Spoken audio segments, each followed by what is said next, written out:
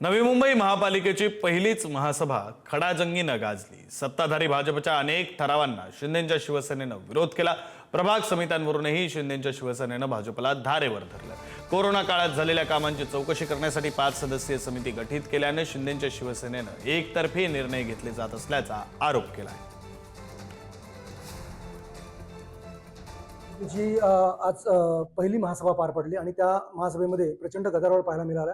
विरोधी पक्षनेतेपदी निवड झालेले विजय चौगुले आपल्यासोबत, त्यांनी काही गोष्टींवर आक्षेप घेतला होता।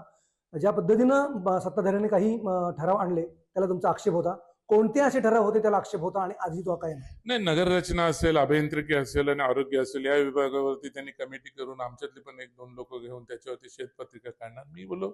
आणि आमच्या पण जे आमचे सभागृहामध्ये जे आमचं कामकाज चालू असेल त्या कामकाजावरती सुद्धा कमिटी हो राहणार। आणि म्हणजे आम्ही निवडून आलेले लोक आम्ही काय, आणि ह्या गोष्टी ह्या वेगळ्या, त्याचा अर्थच वेगळा निघतो। हे कमिटी करायची आणि काय गोष्टी काय करायचे हे मी सांगायचे आणि मी बोलायचं काही गरज नाहीये।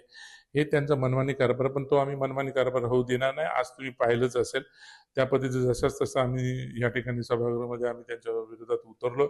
आणि आम्हाला माहिती आहे, जर यांना या कमिटी करायची गरजच काय आहे? नगर रचना आहे, अभियांत्रिकी आहे, यांच्याकडे मोठे मोठे यांच्याकडे सर्व लोक आहेत, सर्व आहे, यंत्रणा आहे।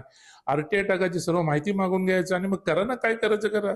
सभागृहाचं आणि आमचं कामकाजासाठी आमच्या लोकांना का भेटीस बघत? आमचं जेवढा कामकाज नवी मुंबईच्या विकासासाठी आमचा उपयोग करून घ्या ना। त्यांचं म्हणणं की कोरोना काळामध्ये आणि प्रशासकीय काळामध्ये नगरविकास मार्फत प्रचंड मोठ्या प्रमाणामध्ये भ्रष्टाचार झालाय, तो काढण्याचा त्यांचा प्रयत्न आहे म्हणून त्यांनी अरे यार, काय काढू शकतात? याने काढायचे तर 10 वर्षाचा त्यांनी हिशोब लावा ना। आणि भ्रष्टाचार त्यांचे जे नगरसेवक त्यांच्या नगरसेवकांकडे जेवढी कामं झालेत ना 60 नगरसेवकांमध्ये, त्याच्यामध्येच किती भ्रष्टाचार निघेल हे तुम्हाला समजेल। प्रमोद पाटील, पुढारी न्यूज, नवी मुंबई।